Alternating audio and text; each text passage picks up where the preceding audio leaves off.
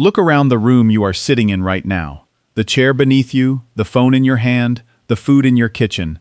Nearly all of it passed through the forks of one machine before it reached you. You have almost certainly never thought about it.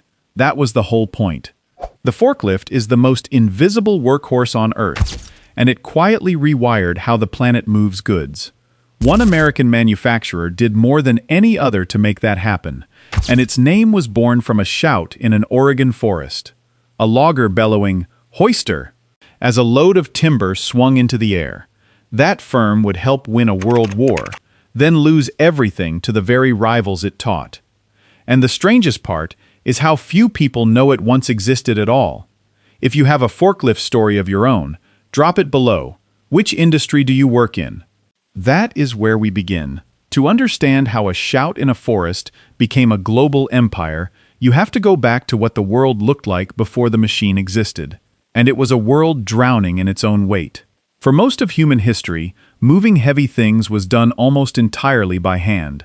Sacks, crates, and barrels were carried on the backs of men, one piece at a time, up ramps and across docks and into rail cars. This was called break bulk handling, and it meant that every single item in a shipment was touched, lifted, and stacked by human muscle. A single ship could take days to load, with gangs of dock workers hauling cargo aboard bag by bag under the sun. Injuries were common, theft was constant, goods were crushed and dropped and lost.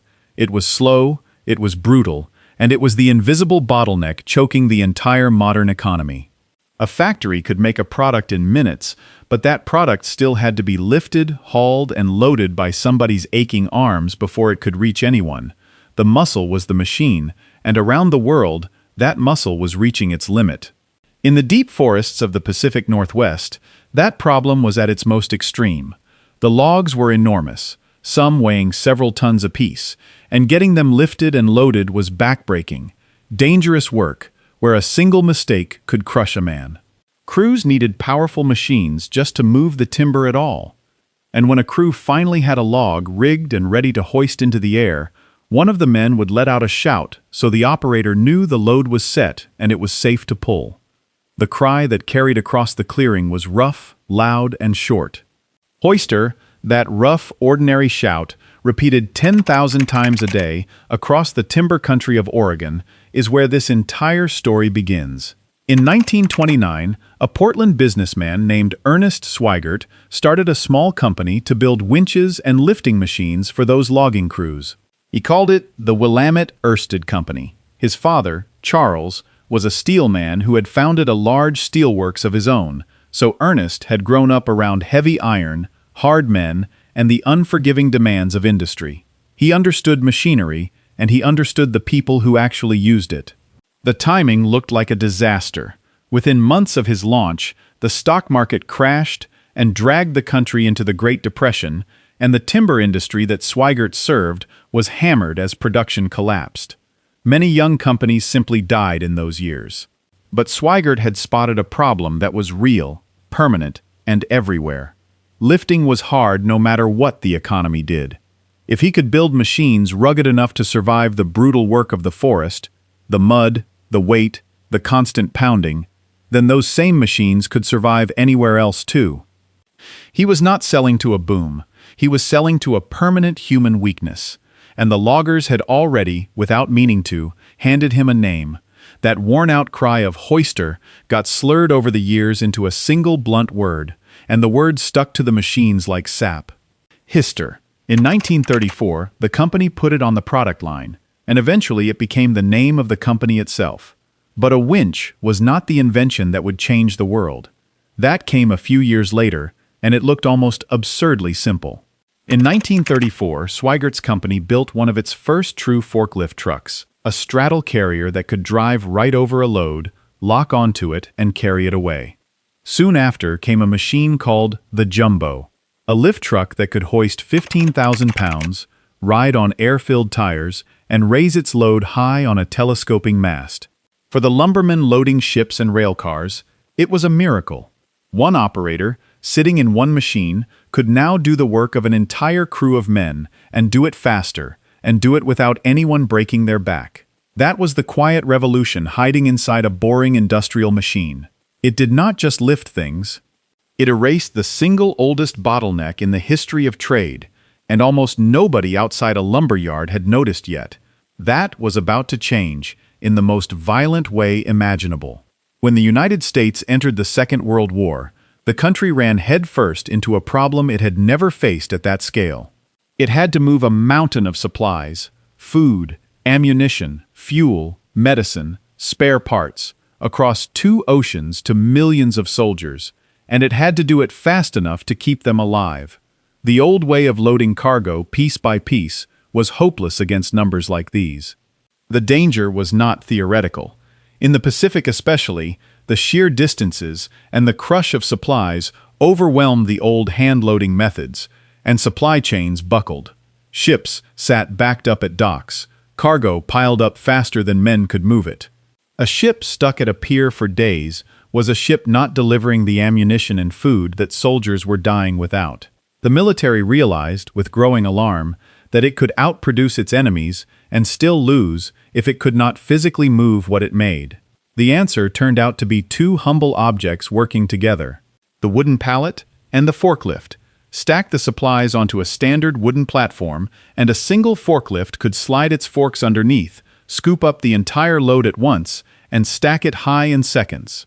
What had taken a gang of exhausted men an afternoon now took one operator a minute. The Army studied it, tested it, and became convinced this was the most efficient system anyone had. There was only one catch. When the orders poured in, the country discovered it did not have anywhere near enough forklifts, and factories had to scramble to build them. And here the numbers tell a story most people have never heard. The change was staggering. Loading and unloading a ship with pallets and forklifts was several times faster than doing it by hand, and it cut the labor needed by as much as 3/4. The military went from having roughly 10,000 forklifts at the start of the war to more than 60,000 by the end of it. One official history of the Army's Supply Corps called the combination of the forklift and the pallet the single most important storage development of the entire war. This was not a weapon. It fired no shells, but it may have moved more tonnage toward victory than any gun ever built. Hyster threw itself into the effort. Its rugged machines were exactly what the chaos of wartime ports demanded, and its carry crane, a mobile crane built to handle cargo, became so vital that the British government bought entire fleets of them to work the bomb-damaged docks of a nation under siege. The company that had been born serving loggers was now helping to supply a world war. And when that war ended, its machines did not go home and rest. They went on to quietly conquer the peace. Because the soldiers who had seen what a forklift and a pallet could do came home and changed everything. This is the part of the story that touches your life directly, even if you have never once thought about it. Before the war, a warehouse was mostly a flat building where goods were stacked by hand at a height a man could comfortably reach, which meant most of the room above his head sat empty and wasted. After the war, with forklifts able to lift heavy loads far up into the air, warehouses began to grow upward instead of just outward. Shelving climbed toward the ceiling. Racks were built 2, 3, 4 levels high, then higher still. Buildings that had thrown away all that vertical space suddenly used every cubic inch of it, storing several times more goods on the same patch of ground. The modern warehouse, the towering steel racks, the endless aisles, the whole cathedral of storage you picture when you imagine a distribution center, was born directly from the reach of the forklift. Without the machine, that entire way of storing the world's goods would be physically impossible. And it did not stop there. The pallet settled into standard sizes, so goods from thousands of different companies could all be handled by the same machines, stacked on the same trucks, and shipped through the same ports without anyone having to reinvent the process each time. That quiet agreement on a shape of wood is one of the hidden skeletons of global trade. It let cargo flow across borders and oceans in a smooth, mechanical rhythm, and it helped set the stage for the shipping container and the vast supply chains that followed. Every time a package lands on your doorstep, it rode part of its journey on a pallet, lifted by a forklift, through a warehouse that exists in its towering modern form because of a machine that got its start in an Oregon forest. The whole invisible circulatory system of the world you live in, the food in the stores, the parts in the factories, the goods on the shelves, quietly runs on it. Pull the forklift out of history, and modern life does not slow down. It stops. Hyster sat near the center of that boom, and for a while it looked untouchable. Through the 1950s, 60s, and 70s, the company grew from a regional maker of logging gear into a genuine global giant, opening manufacturing plants in England, Scotland, the Netherlands, Brazil, and Australia to serve markets on nearly every continent. It kept inventing, too. In the 1960s, it introduced the monotrol pedal, a clever single-pedal control that let an operator manage both speed and direction with one foot, cutting fatigue and making the machines dramatically easier to run through a long shift. Its trucks earned a reputation for being nearly indestructible, the kind of equipment operators trusted to keep running after decades of punishment that would have killed a lesser machine. At its height, Hyster commanded around 30% of the entire American forklift market, and its name was a byword for rugged quality. One executive liked to joke that the company served so many different trades that its customers even included the gravediggers. But being on top for too long has a way of making a company comfortable, and comfort, in business, is often the first symptom of a coming collapse. While Hyster and the other American giants were enjoying their dominance, something was building on the other side of the Pacific. The same Japanese companies that were beginning to shake the American car industry, Toyota, Mitsubishi, Nissan, Komatsu, had turned their attention to forklifts, and they approached the problem in a way the comfortable Americans did not. They studied the machines the Americans had pioneered, took them apart, and asked how to make them better and cheaper. Then they did to the forklift exactly what they were doing to the automobile. They built machines that sipped less fuel, broke down less often, and cost noticeably less to buy. In an industry where a business owner is watching every dollar, a forklift that was reliable and affordable was almost impossible to argue against. The Japanese firms did not need to be flashy. They just needed to be a little cheaper and a little more dependable, over and over again, until the buyers quietly switched. They started at the edges, in markets like Australia in the mid-1970s, and the results were brutal. Hyster watched its once commanding share in some regions get cut in half in just a few years. Then, by the end of the 1970s, the Japanese firms pushed into the lower end of the American market itself, the exact ground Hyster had spent half a century building. Here was the cruelest part. The forklift was an American invention, refined by companies like Hyster into a global standard. Now that standard was being handed back to them, improved and cheaper, by students who had learned the lesson better than the teacher. The pioneer was being beaten with its own idea, and then the ground gave way all at once. The recession of the early 1980s hit heavy industry like a hammer, and the forklift business took a double blow. The shrinking economy on one side, the surge of cheaper imports on the other. Demand collapsed at the worst possible moment, and the losses mounted fast. In 1983, Hyster shut down its manufacturing plant in Portland, Oregon, the very city where the company had been born more than 50 years earlier, in the shadow of the forests that gave it its name. The place that had started it all went quiet, and the workers who had built those famously indestructible machines were sent home. What followed was the slow unwinding of an independent company. In 1984, Hyster was taken private in a leveraged buyout by a longtime shareholder, its old family-linked steel investor. A few years later, that owner decided to cash out and sell to the highest bidder, and in 1989, Hyster was bought by NACCO Industries, a former coal mining company that was busy assembling a materials handling empire and had already purchased Hyster's old rival, Yale. Sit with the irony of that for a moment. Hyster and Yale had spent decades as fierce competitors, each trying to beat the other in the American market.